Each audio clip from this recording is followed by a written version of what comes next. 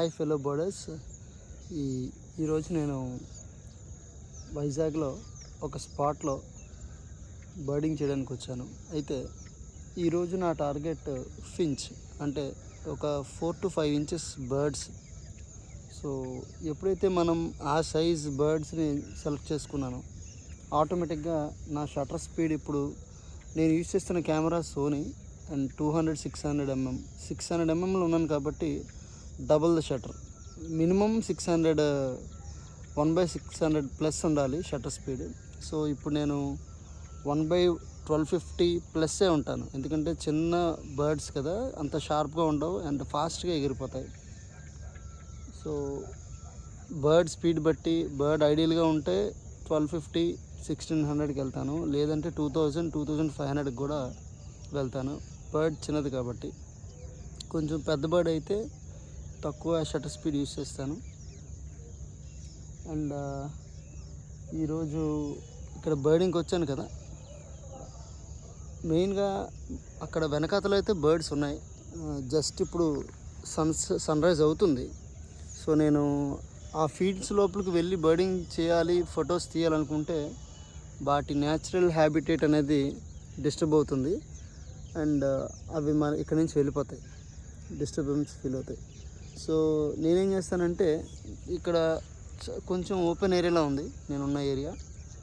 So కొంచెం wait చేస్తాను, sun ఇంకా కొంచెం పైకి బ్రైట్గా వచ్చింది, అది ఒక 2 to 3 hours టైం స్పెండ్ చేస్తే ఆ బర్డ్లో ఏదో ఒక బర్డ్ దగ్గరలో ఉన్న చెట్ల దగ్గరికి 100% అయితే వస్తుంది. మనం సైలెంట్గా మాట్లాడకుండా, ఫోన్లు అవి చూసుకోకుండా బర్డ్ని కాన్సన్ట్రేట్ చేస్తే కంపల్సరీ ఆ బర్డ్ అయితే ఇక్కడికి రావడం జరుగుతుంది. అప్పుడు ఆ బర్డ్ని మనం ఫోటో తీయచ్చు. ఈరోజు ఇక్కడ స్పెషల్గా నేను వచ్చిన టార్గెట్ బర్డ్ ఏంటంటే స్ట్రాబెర్రీ ఫించ్. దీన్ని రెడ్ అవడబాట్ కూడా అంటారు. చాలా చాలా బాగుంటుంది. బర్డర్స్ అందరికీ చాలా ఫేవరెట్ బర్డ్ ఇది. స్ట్రాబెర్రీ కలర్లో, ఒళ్ళంతా రెడ్గా వైట్ స్పాట్స్తో ఎక్సలెంట్ బర్డ్. అసలు ఇది ఇండియాలోనే తీసామా, అసలు వైజాగ్లో ఇలాంటి బర్డ్స్ ఉంటాయని కూడా అనిపిస్తుంది.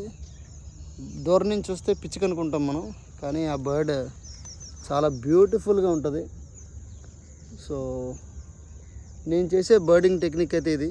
నేను వెయిట్ చేస్తాను, ప్లేస్ని సెలెక్ట్ చేసుకుంటాను, కొంచెం ఓపెన్ ఏరియా చూసుకుంటాను, దగ్గరలో బర్డ్స్ వాలే ప్లేస్లు ఏమైనా కొంచెం ఓపెన్గా ఉండాలి. ఎందుకంటే మనం బర్డ్ ఫోటో తీస్తున్నప్పుడు వెనకాతల ఎక్కువ చెట్లు అవన్నీ ఉంటే మనకు అంత క్లారిటీ ఫోటో రాదు, బ్యాక్గ్రౌండ్ బ్లర్ రాదు. సో బర్డ్ వాలిన తర్వాత దాని వెనకాతల చుట్టుపక్కల ఏ డిస్టర్బెన్స్ లేకుండా ఉంటే బర్డ్ బ్యాక్గ్రౌండ్ వస్తుంది. ఎగ్జాంపుల్గా నా కెమెరా ఏ అనుకుంటే బర్డ్ బి అనుకుంటే సి అనేది బ్యాక్గ్రౌండ్. నా కెమెరాకి ఏ, బర్డ్ బి, బికి సికి, అంటే బర్డ్కి వెనకాతల బ్యాక్గ్రౌండ్కి కొంచెం డిస్టెన్స్ ఉండాలి. ఆ డిస్టెన్స్ ఉన్నప్పుడు ఆటోమేటిక్గా మనకి బ్యాక్గ్రౌండ్ బ్లర్ వస్తుంది, ఫోటో కూడా చూడడానికి చాలా చాలా బాగుంటుంది. సో ఎవరైనా కొత్త బర్డర్స్ ఉంటే ఈ యొక్క ట్రిక్ని ఫాలో అవుతారని అనుకుంటున్నాను. ఏదో హడావిడిగా బర్డ్ కనిపించింది కదా అని దగ్గరికి వెళ్ళి ఫోటో తీస్తే అది భయపడిపోతుంది, మళ్ళీ ఇంకెవరైనా వచ్చినప్పుడు కూడా అలాగే బిహేవియర్ చేస్తుంది.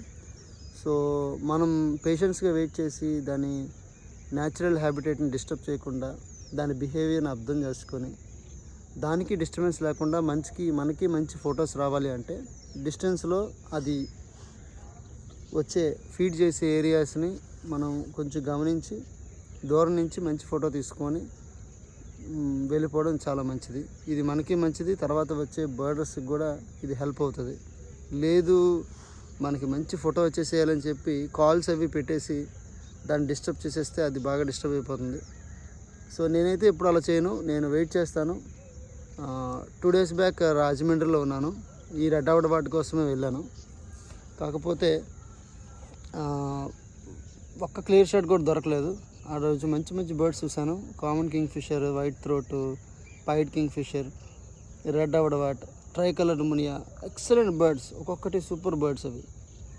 బట్ అన్ఫార్చునేట్లీ ఒక్క మంచి ఫోటో కూడా రాలేదు. కానీ నేను కాల్ పెట్టి ఏదో చేసి ఏదో దాని న్యాచురల్ హ్యాబిటేట్ని డిస్టర్బ్ చేయలేదు. దూరం నుంచి కొంచెం నా కెమెరాకి మంచి షార్ప్నెస్ వచ్చే డిస్టెన్స్ నుంచి పేషెన్స్గా వెయిట్ చేశాను.